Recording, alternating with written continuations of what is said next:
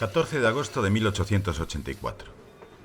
A las 9 de la noche parte de Segovia un convoy de la Compañía de los Ferrocarriles de Asturias, Galicia y León, para dar comienzo al viaje inaugural de un nuevo trazado ferroviario entre León y Gijón. 15 de agosto de 1884. Tras 10 horas de viaje, a las 7:10 de la mañana, el tren hace su entrada en un andén construido especialmente para la ocasión, en el que Alfonso XII, acompañado de un séquito de diversas autoridades, completan la ceremonia de inauguración de un ferrocarril que conectaría al fin el Principado de Asturias con el resto del país. De este momento se cumplen 140 años.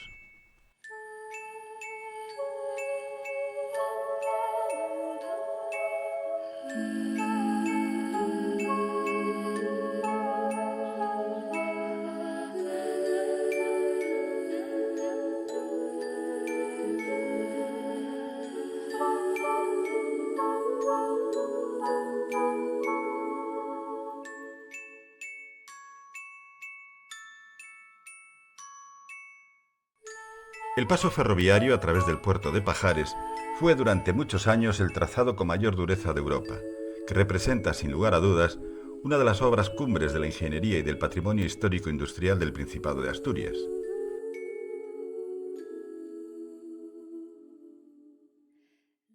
Casi siglo y medio después, este trayecto se ha convertido en un elemento patrimonial de gran relevancia, reconocido por numerosos historiadores y aficionados al mundo ferroviario que han tenido la fortuna de poder visitarlo en algún momento.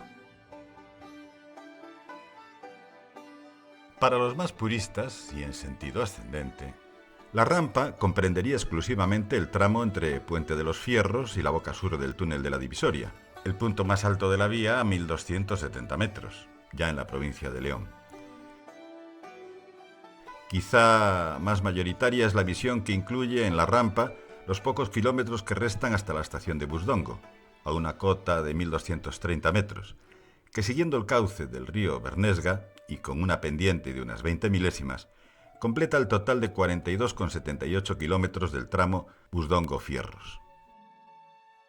Este tramo, inaugurado el 15 de agosto de 1884, quizás sea el más genuino a contemplar, como rampa de Pajares. Pero en términos ferroviarios, se suele considerar también parte de la rampa el trayecto de 9 kilómetros adicionales entre Puente de los Fierros y la Cobertoria, en los que se mantiene la pendiente de 20 milésimas y que forma parte del sector Pola de Lena-Fierros, inaugurado ya en 1881. A modo particular, dada la homogeneidad paisajística y geográfica que aporta el hecho de que el río y el propio valle del Pajares finalizan en Campomanes, donde tras fusionarse con el Huerna, el río continúa a su curso como río Lena, creemos que parece natural considerar que el recorrido deba recibir la denominación de rampa de Pajares, al menos hasta Campomanes, sino hasta la propia Cobertoria, en el concejo de Lena. De igual forma, para referirse en su totalidad al término Puerto de Pajares, incluiremos también el tramo comprendido entre las localidades leonesas de Busdongo de Arvas y La Robla, que junto con la rampa de Pajares completan un trayecto total de 87 kilómetros lineales de vía, que completan uno de los ferrocarriles de montaña más importantes de Europa.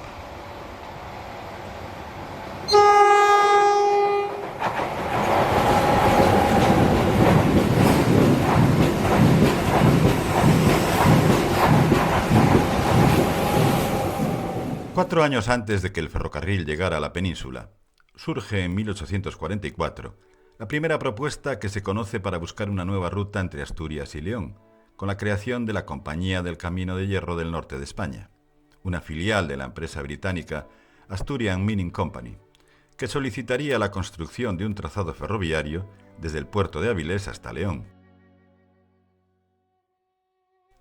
Sin embargo, la idea, que tan ambiciosa parecía en un principio, quedó abandonada debido a problemas financieros de la empresa y las grandes dificultades que suponía hacer un proyecto de tales características en aquella época. La necesidad industrial en Asturias de encontrar un transporte eficiente que permitiera la salida de la producción minera hacia el mar hizo que años más tarde, en 1852, se produjera la inauguración del primer tramo del ferrocarril de Langreo, que pondría en comunicación la cuenca del Nalón con la ciudad de Gijón, un hecho que demostró a la población las grandes ventajas del transporte ferroviario y que serviría de impulso para mostrar la necesidad de contar con un ferrocarril que sacase a Asturias de su aislamiento con el resto de España. De tal forma, en 1858 surge una propuesta más sólida que la realizada por la compañía inglesa, materializada en una Real Orden, en la que se autoriza la creación de una comisión para estudiar las diferentes alternativas con el fin de determinar el trazado idóneo y escoger el mejor paso de montaña para ejecutar la obra. Una primera opción contemplaba el curso por el puerto de Tarna, ubicado a unos 45 kilómetros al este del puerto de Pajares.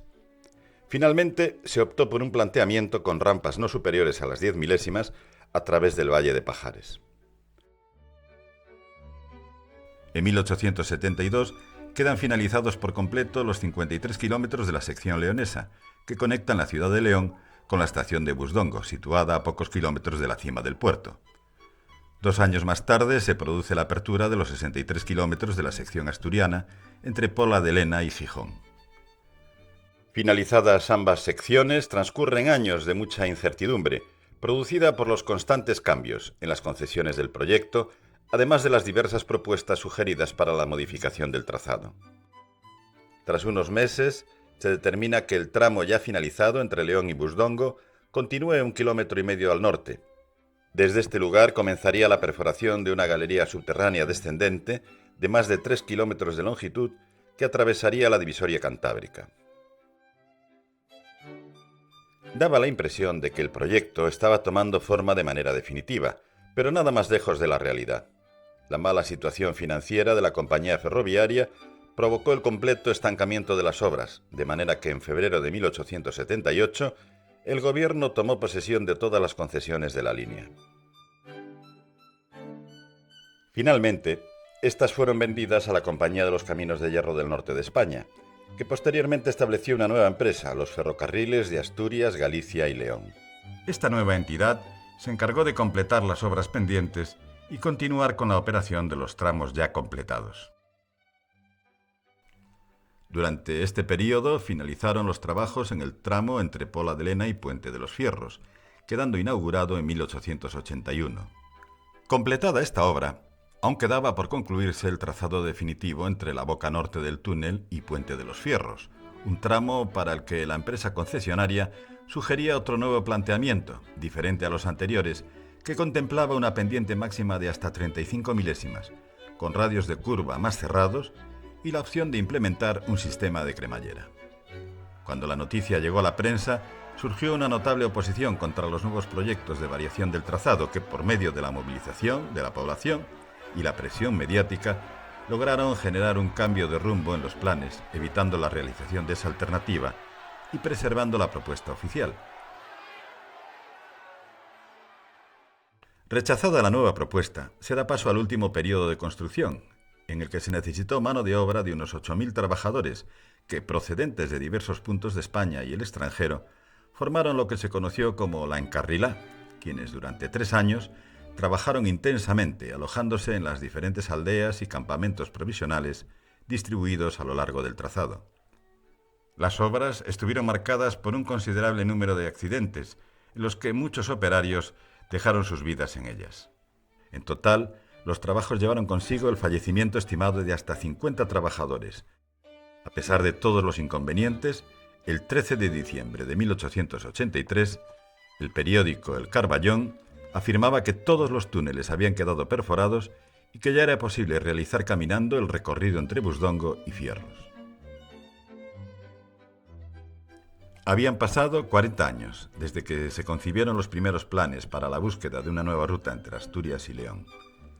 En ese tiempo, 2 empresas ferroviarias participaron en la elaboración de los proyectos, hasta producirse una nacionalización. El planteamiento del trazado fue alterado hasta en 3 ocasiones, y los asturianos tuvieron que expresar su desacuerdo para evitar una cuarta.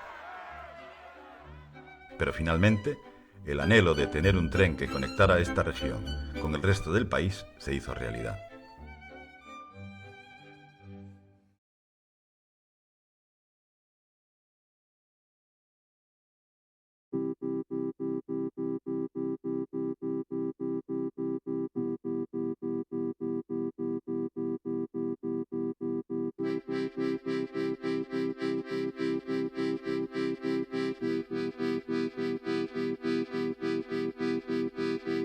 El inicio de la explotación fue inmediato.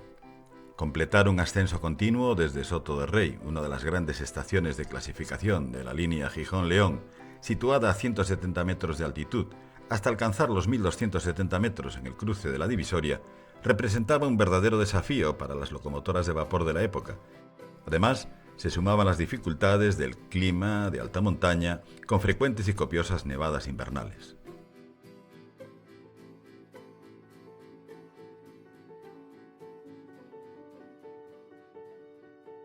Los modelos de locomotoras empleadas en la rampa de Pajares durante los años del vapor serían fundamentalmente dos. Por un lado, las que llevaban rodaje 030, que operaron de forma continua hasta la electrificación de la línea, haciéndose cargo de los trenes correo y mixto, los únicos de viajeros que existían. Por otra parte, la Compañía del Norte seleccionó las que llevaban el rodaje 040, de 4 ejes motrices y un peso de 50 toneladas, debido a su gran capacidad de tracción, fundamental para enfrentar las características abruptas del trazado. Estas locomotoras recibieron el sobrenombre de Berraco, un apodo que más tarde se popularizaría por el resto de España. En los comienzos de la explotación, las Berraco estaban autorizadas a remolcar trenes con un peso máximo de hasta 180 toneladas, es decir, unos 9 vagones de entonces, que llegaban a alcanzar una velocidad en subida de hasta 15 km por hora. Con el objetivo de agilizar el tráfico por la rampa a comienzos del siglo XX, la compañía dio pie a la introducción de un nuevo sistema de doble tracción, por cola, que mejoraba la seguridad frente a las tan habituales roturas de enganches en los vagones de mercancías y conseguía duplicar la cantidad de tonelaje remolcado hasta un máximo de 320 toneladas por tren. El paso por los túneles era especialmente difícil para maquinistas, fogoneros y guardafrenos por igual. Los veteranos maquinistas de la tracción a vapor relataban cómo el mayor inconveniente en las subidas al puerto eran la humedad originada en los túneles por las continuas filtraciones de agua sobre el carril que producían el patinaje de la locomotora, generando así una tremenda expulsión de gases y hollín procedentes de la combustión del carbón de la máquina, que elevaban la temperatura del interior de los túneles, desarrollándose unas situaciones de auténtico infierno para el personal ferroviario que en numerosas ocasiones tenían que ser rescatados por principios de asfixia.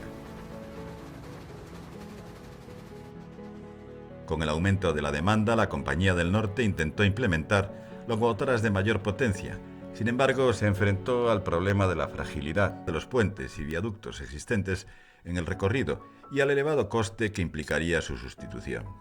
Por lo que la Compañía del Norte se enfocó en un nuevo sistema de tracción que en las primeras décadas del siglo XX aún estaba en fase experimental: el uso de la tracción eléctrica.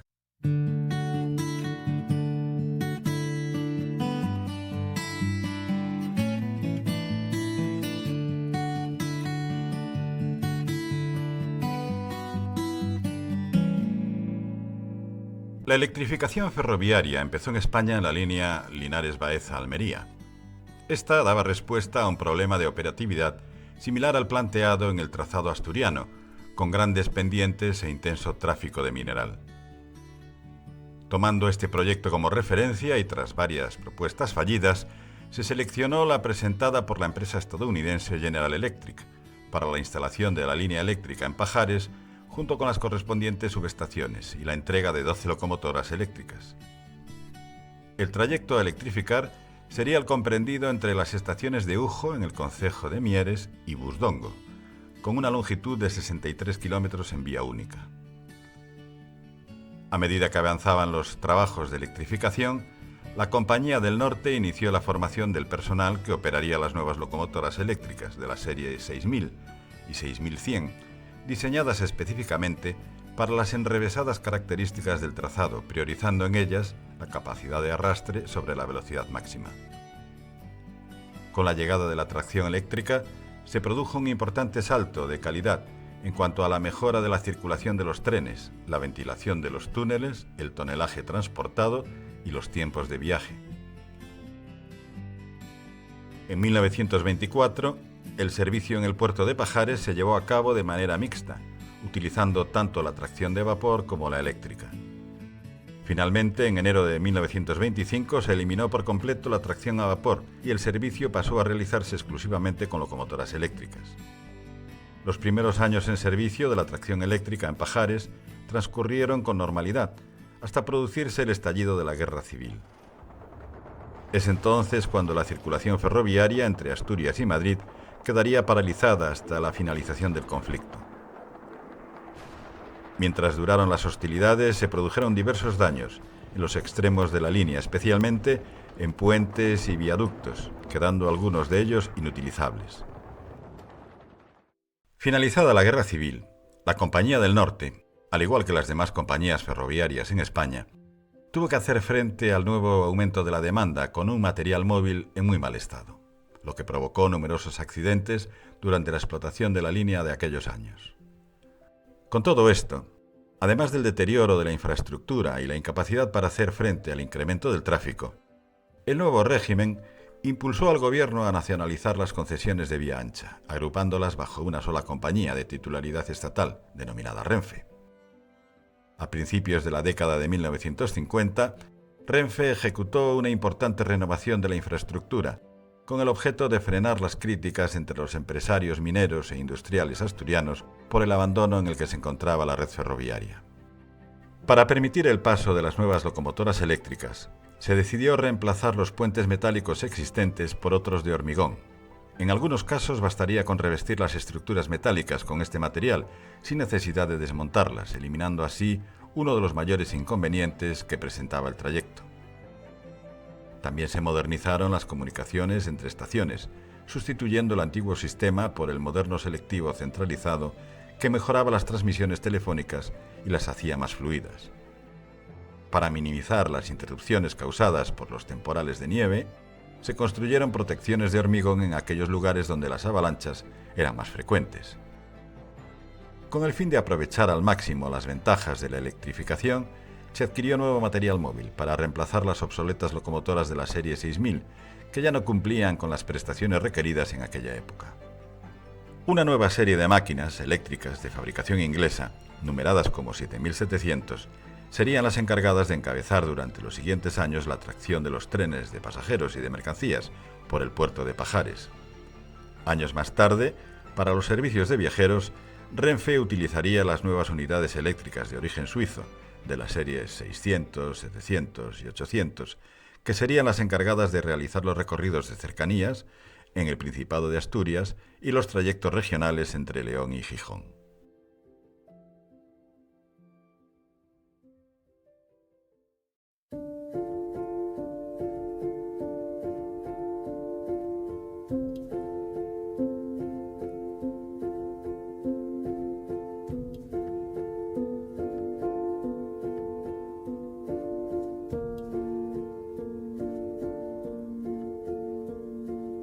La puesta en marcha de dos nuevas fábricas siderúrgicas en Gijón y Avilés durante la década de 1960 supuso un aumento considerable en la demanda del transporte por ferrocarril, alcanzando un nivel de circulación de hasta 43 trenes diarios, 25 de mercancías y 18 de viajeros, lo que llevó a Renfe a realizar un estudio de la capacidad de la línea y plantear nuevas soluciones para su adaptación.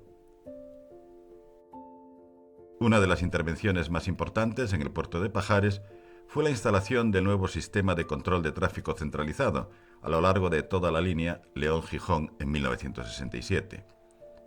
Este sistema permitió aumentar la capacidad de la misma, proporcionando un control más rápido y una visión global de todo el recorrido. Con su puesta en marcha, la gestión del tráfico ferroviario se centralizó en Oviedo, lo que llevó a la desaparición permanente de gran parte del personal que hasta entonces había sido fundamental para asegurar la explotación en las estaciones del puerto. Con el objetivo de aumentar la capacidad, durante la década de 1970, se llevaron adelante numerosas obras de mejora en todas las estaciones de la rampa, con la ampliación de nuevas vías y desvíos, con el fin de agilizar la circulación y aliviar la congestión de la línea.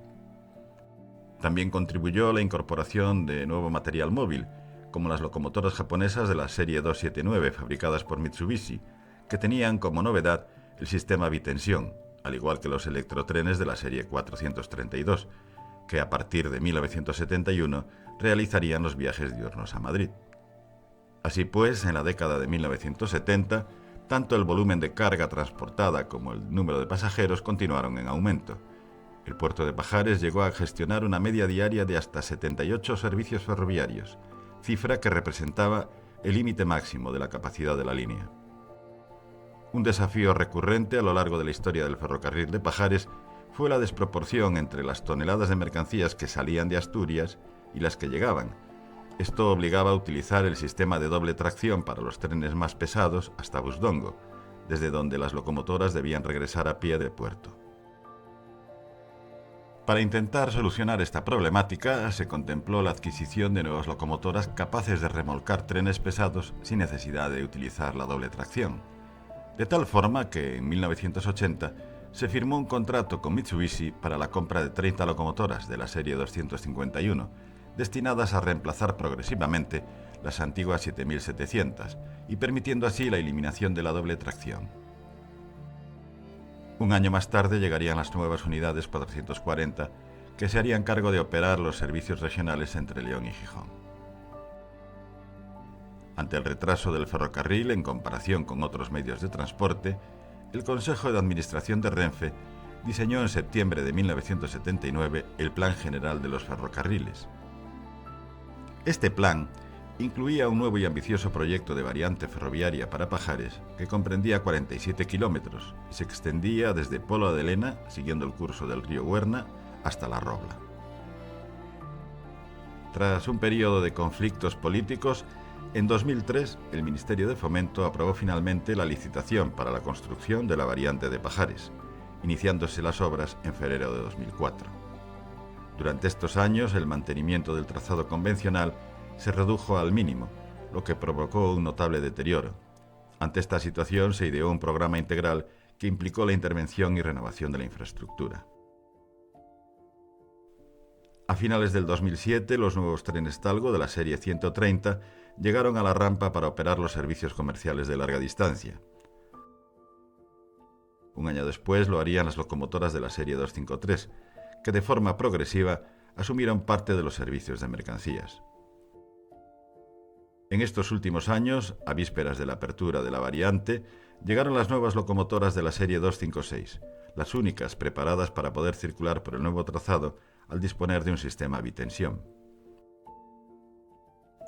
Así pues, tras un sinfín de retrasos en los plazos fijados, grandes sobrecostes en el presupuesto y numerosas complicaciones en su construcción, el 30 de noviembre de 2023 quedaba inaugurada la variante de Pajares.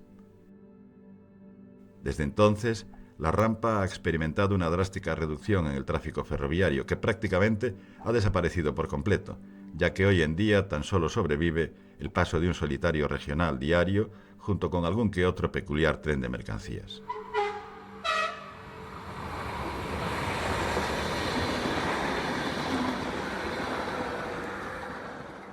Más allá de los hitos históricos, esta línea férrea es también un recorrido lleno de paisajes espectaculares y rincones únicos. Por ello, no podíamos concluir este reportaje sin antes embarcarnos en un viaje a través de su fascinante trazado.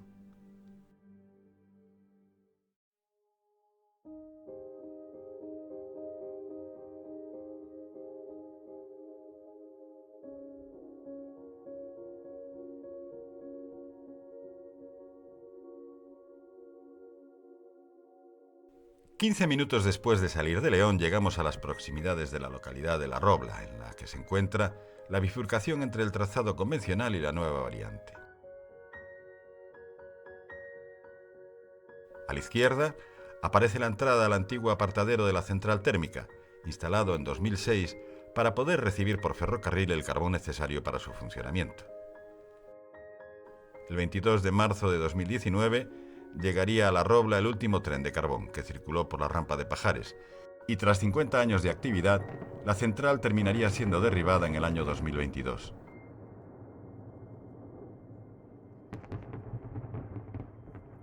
A los pies de la Peña del Asno y a tan solo unos pocos metros del centro del pueblo se encuentra la estación de La Robla, situada en el kilómetro 25 de la línea entre León y Gijón y a 956 metros sobre el nivel del mar.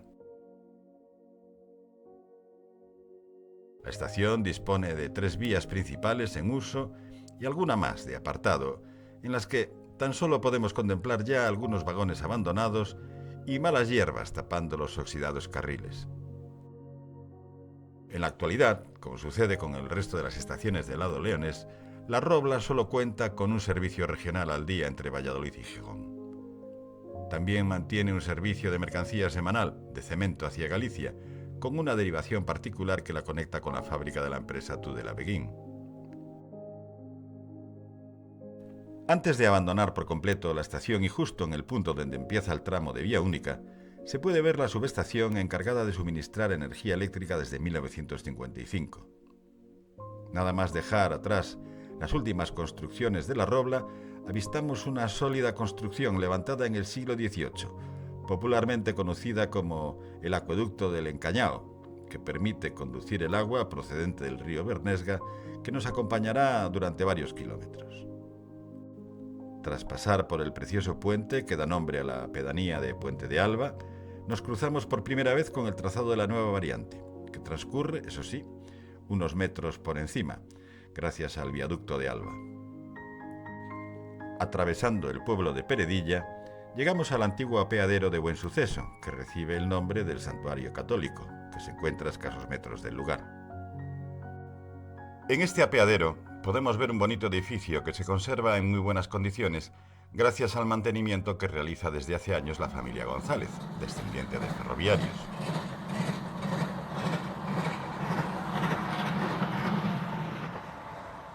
Después de rebasar el paso a nivel, nos cruzamos por segunda y última vez con el trazado de la nueva variante, que por medio del viaducto de Huergas nos vuelve a superar por varios metros de altura. Obra que recibe el nombre por la pedanía de Huergas de Gordón, que dejaremos a nuestra derecha antes de llegar a la localidad de La Pola de Gordón. Superada la subestación que alimenta la variante de Pajares, en el kilómetro 33, nos topamos con la estación de La Pola de Gordón, inaugurada unos meses más tarde que la de La Robla, y que, sin lugar a dudas, nos ofrece una imagen desoladora, con un edificio de viajeros vallado y en ruinas, que no ofrece a quien quiera hacer uso del tren un lugar donde cobijarse mientras espera. Las 3 vías de las que dispone permitían realizar cruces en los tiempos en los que por el puerto discurrían todo tipo de circulaciones. Al salir de la estación, atravesamos un terraplén y seguidamente un modesto puente que salva al río Bernesga, antes de llegar a la ubicación del desaparecido paso a nivel de Valdespín, donde en 1934 un autocar de excursionistas asturianos terminaría arrollado por el expreso Gijón-Madrid, dejando un resultado trágico de 22 fallecidos. El paso sería suprimido años más tarde, estableciendo en su lugar una variante para la carretera que cruzaremos antes de toparnos con el primer subterráneo del puerto. Con una longitud de 83 metros, el túnel de la Madalena separa los terrenos de La Pola y Vega de Gordón, un pueblo de unos 200 habitantes que nos recibe con el restaurante Casa Senén, un lugar de referencia en la travesía del puerto. Entre colinas, con crestas de roca calcárea y más de 1 kilómetro de avance hacia el norte en línea recta, llegamos al túnel 2. Este pequeño subterráneo da acceso a la estación de Santa Lucía, inaugurada en 1872, cuando se abrió el tramo entre La Pola de Gordón y Busdongo. A su entrada, un paso a nivel conecta ambos lados de la localidad, que quedan divididos por el ferrocarril. La estación dispone de 2 vías para cruces y mantiene en buenas condiciones el edificio de viajeros, que, como ocurre con el resto de la línea, ya pocos recibe. Nada más rebasar las agujas de salida nos topamos con el túnel número 3, que de la misma forma que ocurre con el 1 divide 2 poblaciones, en este caso la propia de Santa Lucía con la localidad de Ciñera. En 1891, la Sociedad Minera Hulleras del Bernesga estableció un apartadero propio a la salida de este túnel, conocido como el Cargadero de Iglesias. Este apartadero se desviaba hacia la derecha para cruzar el río mediante un pontón que a día de hoy aún se conserva.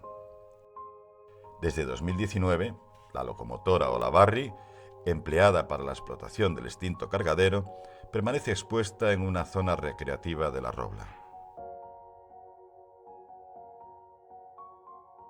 Atravesando el túnel 4, avistamos el edificio construido en 1923 por la Compañía del Norte para dar servicio al apartadero de Ciñera, Los trenes regionales de Renfe efectuaron parada en él hasta el año 2013. Seguidamente, un paso a nivel desde la carretera nos permite acceder al cargadero de balasto, que mantiene una gran actividad gracias al uso que hace de él la empresa Cuarcitas de Ciñera. Al menos un tren de balasto suele circular por aquí semanalmente, por lo que es habitual ver vagones Tolva estacionados en sus vías. 3 días antes de la inauguración de la variante, se produjo en este punto el descarrilamiento de una locomotora 319 de Adif, debido al mal estado de la infraestructura. Precisamente por el deterioro general de las instalaciones, experimentamos una reducción significativa de la velocidad para continuar la marcha entre los cerrados y umbrosos valles por encima de los 1000 metros de altitud. A nuestra derecha dejamos el poblado de la Vid, para toparnos de frente con el desfiladero de la Gotera, que atravesamos por medio del túnel 5. En la cima de este peñasco de vértigo se encuentra la medieval ermita de San Lorenzo, situada por encima de los 1200 metros de altura. Entre este túnel y el siguiente se encuentra el pequeño pueblo de Villasimpliz, que antiguamente dispuso de un apeadero, del que hoy día solo son visibles algunos restos del andén. Superado el desfiladero del Tueiro, pasamos por debajo de la carretera nacional para llegar al túnel 7, que con tan solo 19 metros es el más corto de la línea.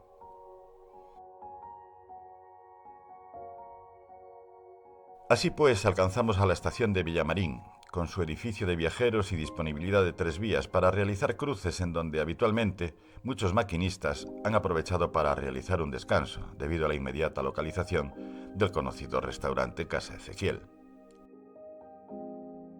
Esta localidad sufrió varios desastres a lo largo de su historia.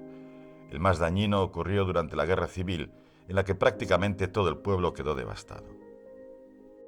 Después de experimentar un nuevo cambio significativo de velocidad por la existencia de un paso a nivel a la salida de la estación, dejamos a nuestra izquierda la subestación eléctrica instalada a principios de los 70 para permitir la doble tracción con locomotoras 7700, y con la silueta del pico Fontún vigilándonos desde las alturas, pasamos al lado de las ruinas de la fabricona minera de Golpejar, bombardeada también durante la Guerra Civil.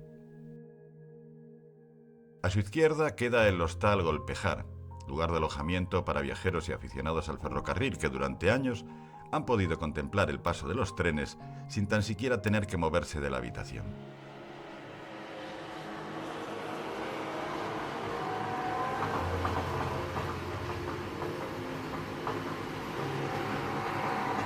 Siguiendo la tónica paisajística de alta montaña, damos con la localidad de Villanueva de la Tercia, un pueblo de 42 habitantes que abandonamos tras ingresar en el túnel 8. Tras dejarlo, llegamos al esbelto viaducto de Baños. A pie de la construcción y junto a un tramo de la antigua carretera nacional se encuentra un edificio abandonado. Se trata del balneario levantado con anterioridad a la llegada del ferrocarril que da nombre al viaducto. Como consecuencia de los daños provocados durante la Guerra Civil, fue el lugar utilizado para realizar los transbordos y poder continuar viaje hacia Busdongo. Con motivo de las grandes acumulaciones de nieve que se venían produciendo en la zona en los inicios de la explotación de la línea, se procedió a la construcción de los 3 túneles artificiales de hormigón que deberemos afrontar antes de llegar a la estación de Busdongo. Entre medias, junto a la cantera Carrozal, se encuentra la población de Camplongo de Arbás, un pueblo de ganaderos que recibió una enorme cantidad de obreros destinados a la construcción del túnel de la divisoria. Después de cruzar el túnel 10, llegamos a la imponente estación de Busdongo, que con una altitud de 1242 metros sobre el nivel del mar, se distingue como la estación más elevada de toda la línea. La pequeña aldea de Busdongo de Arbás experimentó el crecimiento de un nuevo núcleo junto a la estación. En ella aún encontramos lugares típicos como Casa Maragato, un clásico y tradicional punto de parada con más de 100 años de historia que ofrece una gran variedad de productos típicos de la región. Durante la época del vapor, los trenes que utilizaban la doble tracción llegaban hasta esta estación, donde se desacoplaba la locomotora trasera, que esperaba un espacio entre circulaciones para regresar a la base del puerto. Con las obras de electrificación, la estación de Busdongo fue una de las que sufrió un mayor número de modificaciones, con el objetivo de aumentar su capacidad para recibir y maniobrar trenes de mayor peso y longitud. Su ubicación entre la carretera de Asturias y el río Bernesga no era la más adecuada para permitir un gran número de operaciones. Ante estas dificultades, los ingenieros decidieron construir una canalización para el río y cubrirlo por completo, obteniendo así más espacio entre las vías existentes y la ladera, donde se excavó un pequeño desmonte para la construcción de depósitos y talleres para efectuar el mantenimiento de las locomotoras.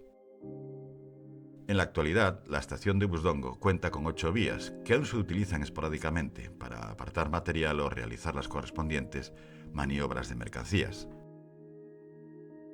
Tras atravesar 275 metros de túnel artificial y seguidamente abandonar el cauce del río Bernesga, que nos ha ido escoltando durante más de 50 kilómetros, nos internamos en la boca sur del túnel de la Divisoria, más conocido como La Perruca.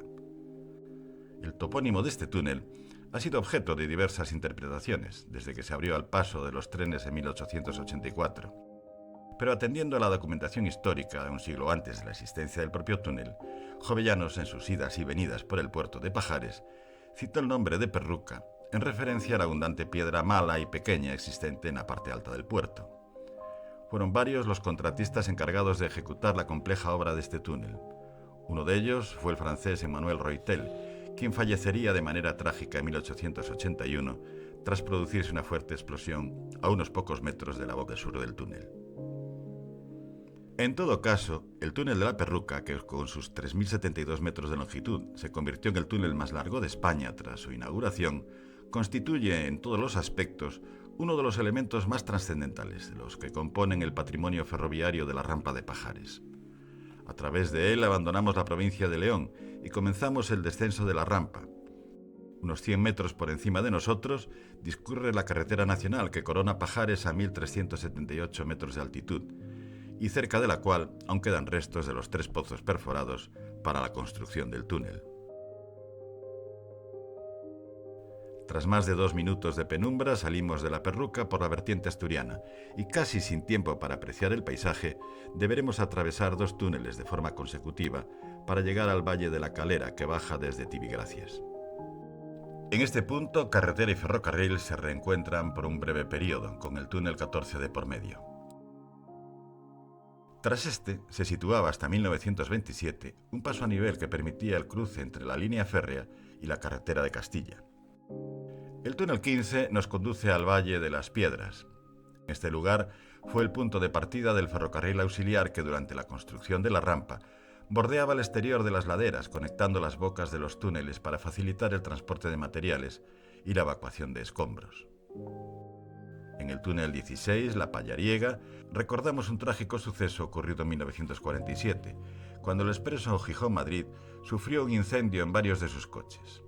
Este incidente causó un corte de tensión que detuvo el tren en el interior del túnel, dejando un lamentable saldo de 6 personas fallecidas. Entre los túneles 18 y 19 encontramos un terraplén donde en su día se ubicaba el viaducto de Matarredonda. Este fue arrastrado hacia el valle con la gran nevada de 1888, interrumpiendo la circulación durante varios días. También sufrió otra avalancha más en 1940, por lo que finalmente fue sustituido por el actual terraplén. A continuación de este, y tras cruzar el túnel 19, llegamos al lugar más emblemático de la línea: la estación de Pajares.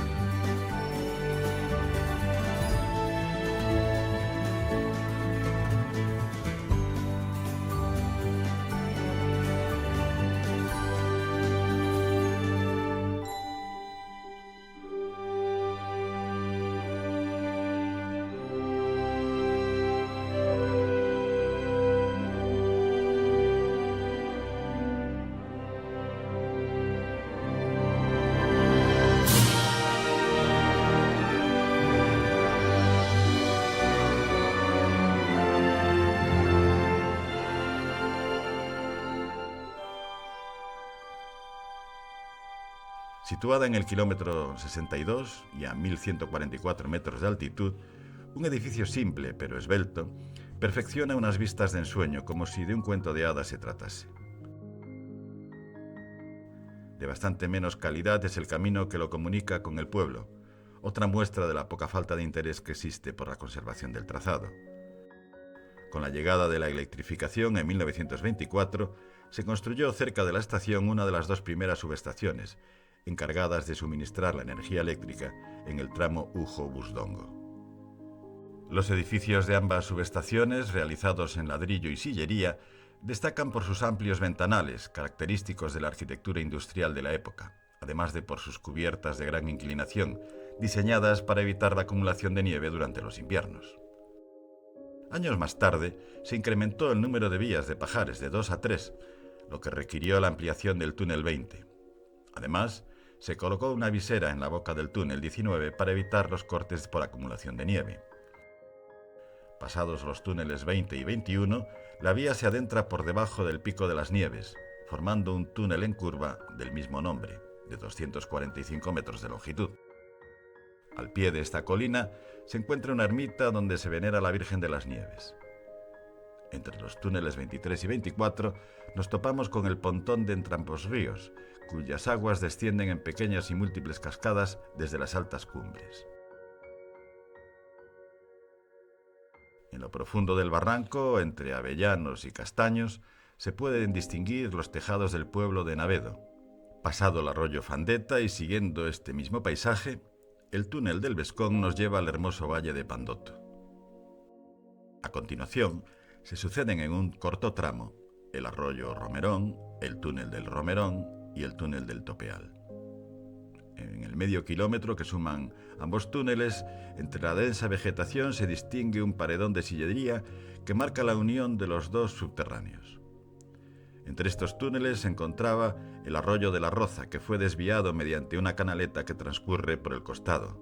Inmediatamente después nos encontramos en el túnel 28, la Pisona, uno de los más largos de la rampa, con 1022 metros de longitud. A partir de este punto, nos adentramos en la sección más sinuosa e inaccesible del trazado, donde, con el paso del tiempo, la vegetación ha terminado por cubrir gran parte de la antigua senda del tranvía. Desde este lugar resulta posible escuchar el sonido del cierre de puertas proveniente de los trenes de cercanías, situados en la estación de Puente de los Fierros, 600 metros por debajo.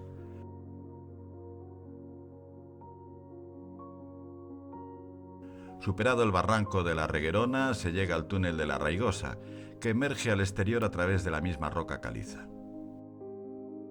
Después de atravesar los túneles 30 y 31, se completa un semicírculo que conduce al barranco del Cuchitín y al túnel de la Manga del Pozo, donde, tras un accidente en 1918, fallecieron 6 integrantes de una de las brigadas mineras del Pajares, mientras intentaban reparar una fuga de agua. Entre los túneles 33 y 35, el ferrocarril atraviesa una solitaria recta subterránea, repleta de frecuentes goteras que bordea el pronunciado barranco del Establón, hasta llegar al túnel de la Gramea. Este último completa la silueta en forma de guitarra que conduce a la estación de Navidiello, Paraná. Situada en el kilómetro 72 y a 957 metros de altitud. Navidiello es sin duda la estación más aislada de la línea y posiblemente de España. Asimismo, es la estación de la rampa que más transformaciones ha sufrido, ya que en sus orígenes se limitaba al reducido espacio de 200 metros entre los túneles 36 y 37. A principios del siglo XX se produjo la primera gran obra de ampliación, mediante la construcción de un nuevo túnel, paralelo al existente, que permitió triplicar la longitud de las vías. Ya a mediados de los 70, se llevó a cabo el diseño de un nuevo túnel para habilitar la instalación de una tercera vía y la extensión de las dos existentes. Esta remodelación conllevó la eliminación del antiguo edificio de viajeros, ya que obstaculizaba la obra, siendo reemplazado por una caseta que está ubicada en uno de los extremos del trazado. Años más tarde, se levantó una nueva subestación junto a la boca del túnel 37 y el Hotel París. Este alojamiento, que ya se encontraba en muy mal estado desde su cierre en la década de los 70, se derrumbó por completo a causa de un incendio forestal en 2023. Hoy solo quedan escombros en el lugar donde antes trabajadores y viajeros, atrapados por tormentas de nieve, encontraban refugio y alimento mientras esperaban para continuar viaje. La única manera de acceder a este lugar, sin utilizar el tren, es a través de un empinado sendero que parte desde el pueblo de Sant Andrés, ubicado 200 metros más abajo. Tras completar un nuevo semicírculo y dejar a mano izquierda la cascada de San Andrés de Parana, llegamos al punto conocido como la Recta de los Llanos, donde finalizaba en su día el tranvía auxiliar.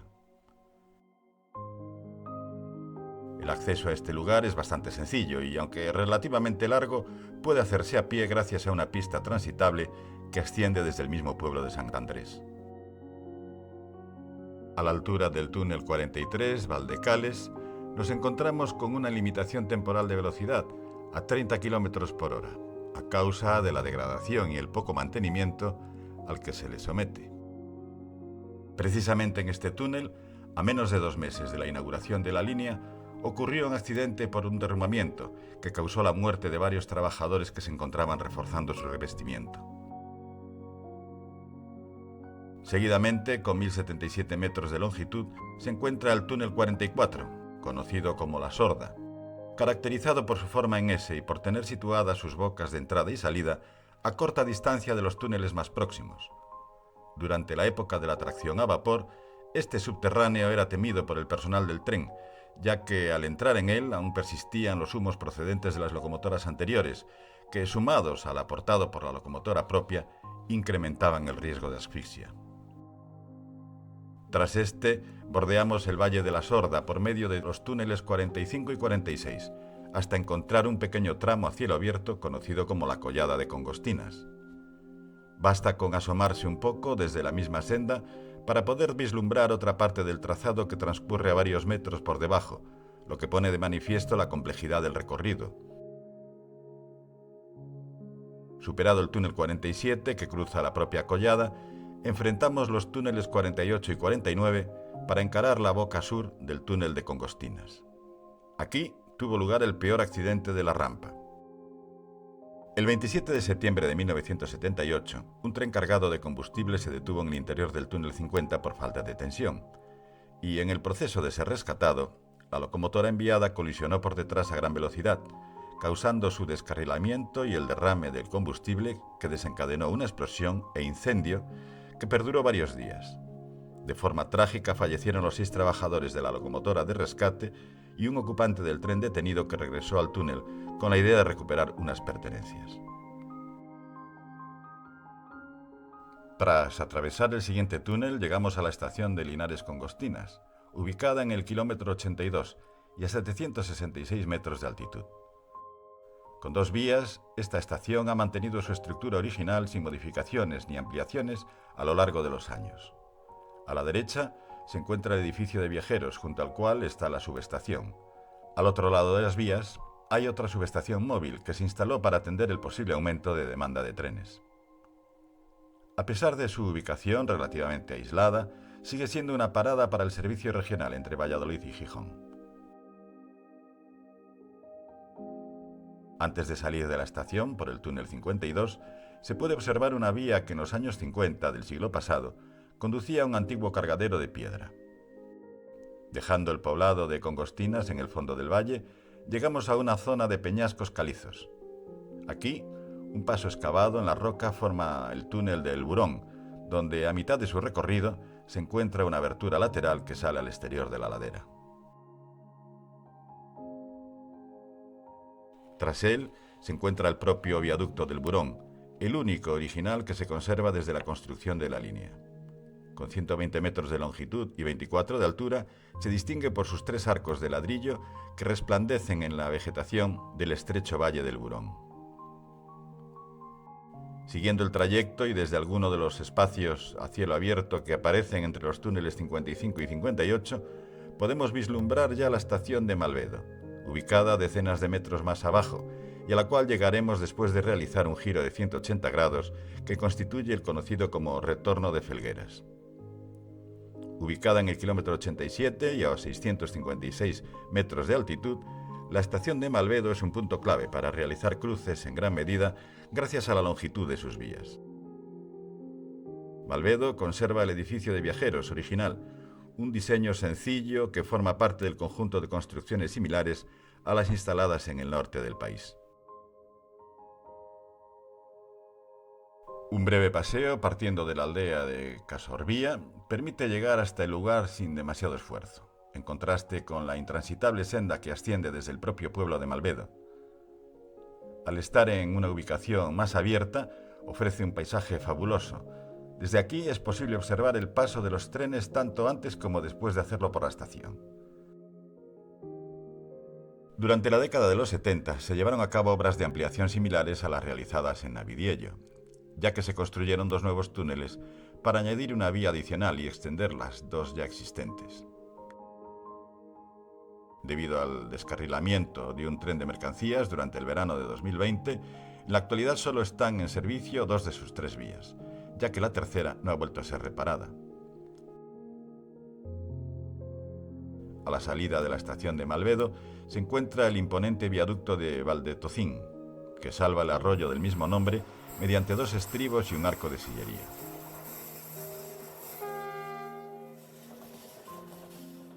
Desde este punto hasta el último retroceso en Fierros, el trazado avanza en dirección opuesta al destino final para superar el considerable desnivel restante hacia el cauce del río Pajares. Tras salir del túnel 62, pasamos por otro breve viaducto para llegar a la localidad de Casorbía, una pequeña aldea de 64 habitantes, de los cuales una buena parte han tenido siempre alguna relación con el ferrocarril de Pajares. A pesar de que la vía transcurre a pocos metros de las fachadas de las casas, el pueblo nunca tuvo una parada que diera servicio a los habitantes del mismo, que durante 140 años han visto y oído el paso de los trenes de forma continua.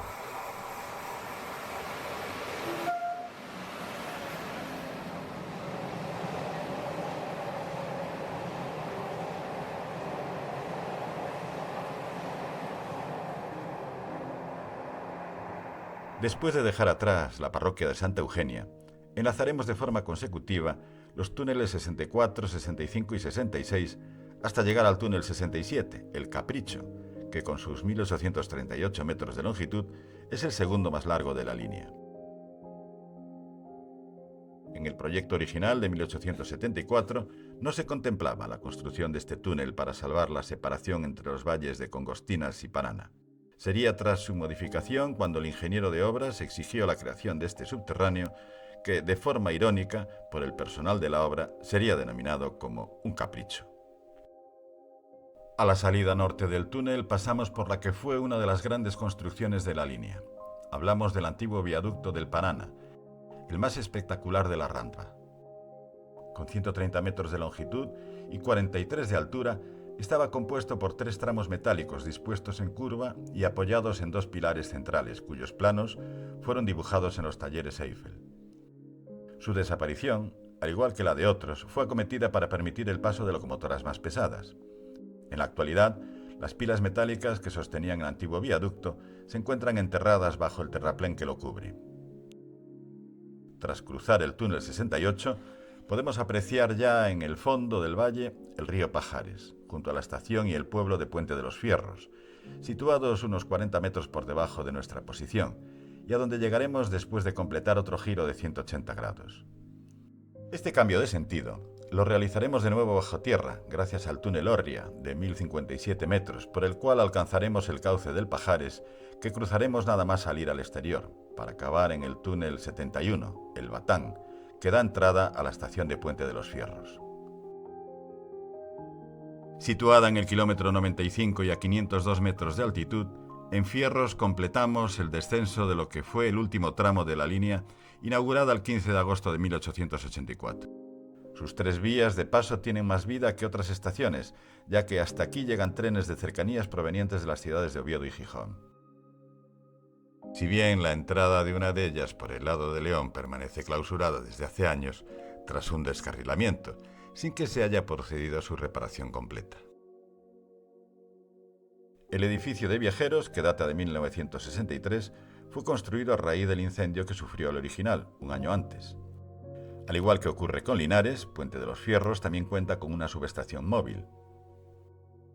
Para poder completar una magnífica panorámica de la estación y del paso de la línea, decenas de metros más arriba, en la cercana población de Fresnedo, disponemos de un mirador que nos ofrece estas increíbles vistas.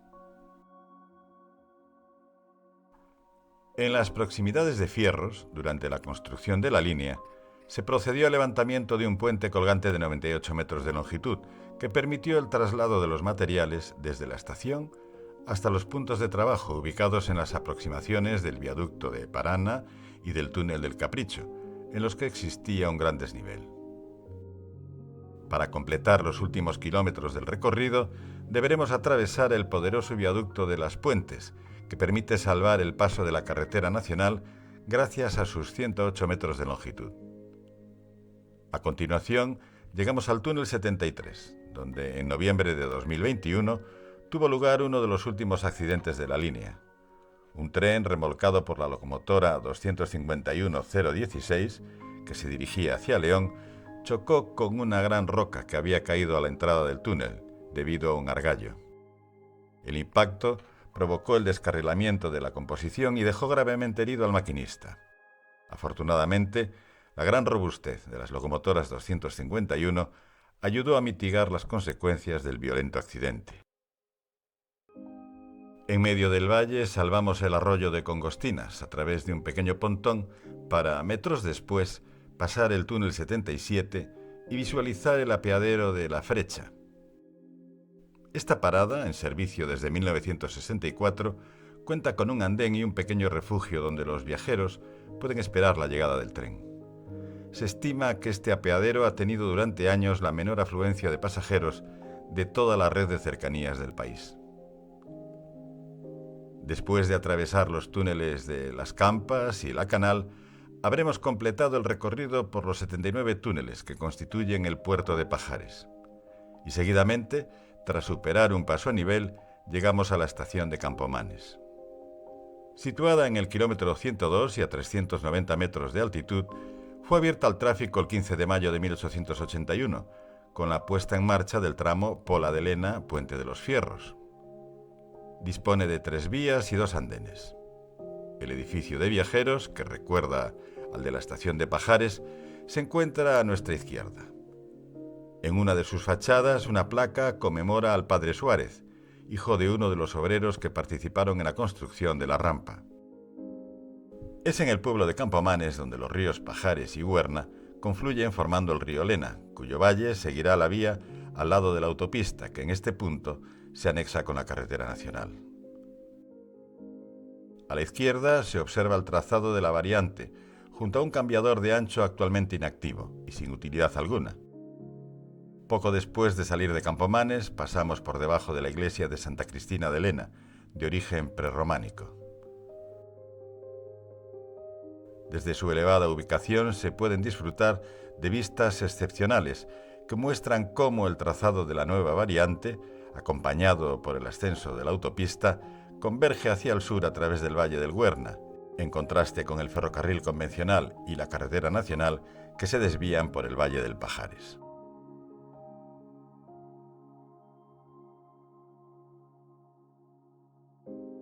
Por el lado norte se visualiza el apeadero de la Cobertoria, en el que sorprende la presencia del monumental edificio de la antigua estación, situado frente a las vías, junto a una de las 2 primeras subestaciones de la línea. Con la electrificación de la rampa, se necesitaban nuevas estaciones de clasificación y se eligió la Cobertoria por el espacio disponible en el estrecho Valle de Pajares. Esta estación, que contaba con una playa de más de 10 vías, quedó en desuso en los años 60. En la actualidad, el terreno que acogía su gran playa de vías lo ocupa la autopista A66, que superamos gracias al paso de los Consorios, construido en 1974. Tras atravesar el río Naredo, por medio del esbelto puente Tola, una obra original de la rampa construida en 1881, llegamos a la estación de Pola de Lena, ubicada en el kilómetro 108 y a 324 metros de altitud. Aquí, la variante se une nuevamente con la rampa de Pajares. La estación actual, reformada con la llegada de la nueva obra, dispone de 3 vías de paso sumadas a las 2 vías de topera para los trenes de cercanías. A partir de este punto, la línea continúa su descenso hasta la estación de Gijón de forma mucho más prolongada, por lo que tras recorrer algo más de 87 kilómetros, damos por finalizado el recorrido ferroviario a través del puerto de Pajares.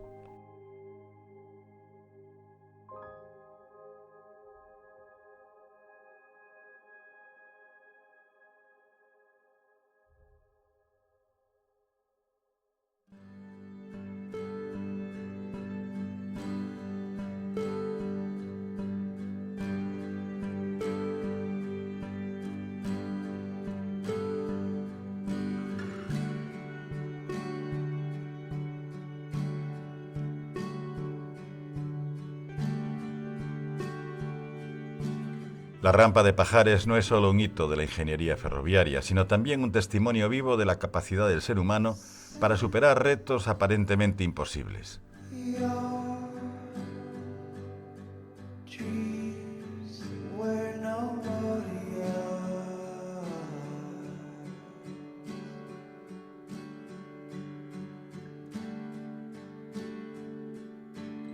A lo largo de más de un siglo, sus vías han sido el nexo entre Asturias y la meseta castellana, a través de la gran barrera natural que las separa, llevando consigo un pedazo de la historia de España que sigue viva gracias al eco de las locomotoras y al susurro del viento entre las montañas.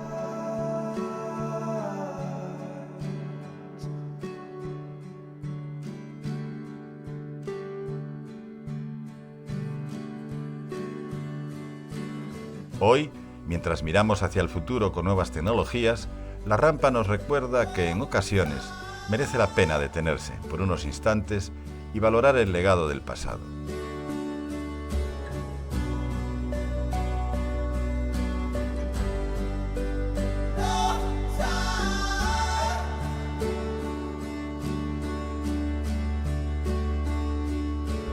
Cada traviesa, cada túnel y cada curva de esta monumental obra nos hablan del esfuerzo, la determinación y el impacto que ha dejado en quienes lucharon por mantenerla viva.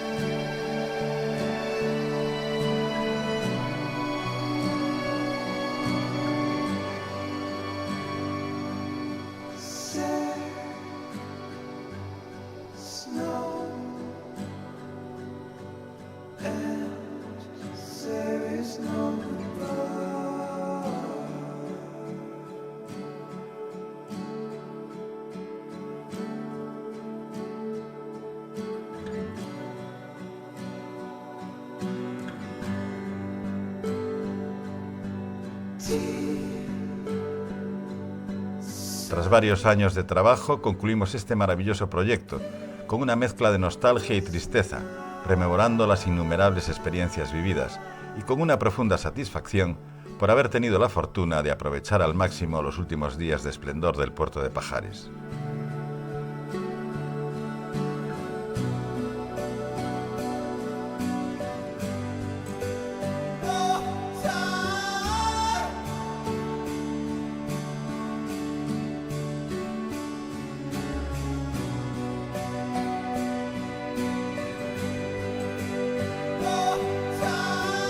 Y aunque las locomotoras ya no surquen sus pendientes con la misma frecuencia, siempre permanecerá en nosotros el recuerdo tanto intangible como material para que su espíritu siga vivo, como una herencia que nunca deja de avanzar, tal como lo hicieron los trenes que la surcaron durante casi siglo y medio.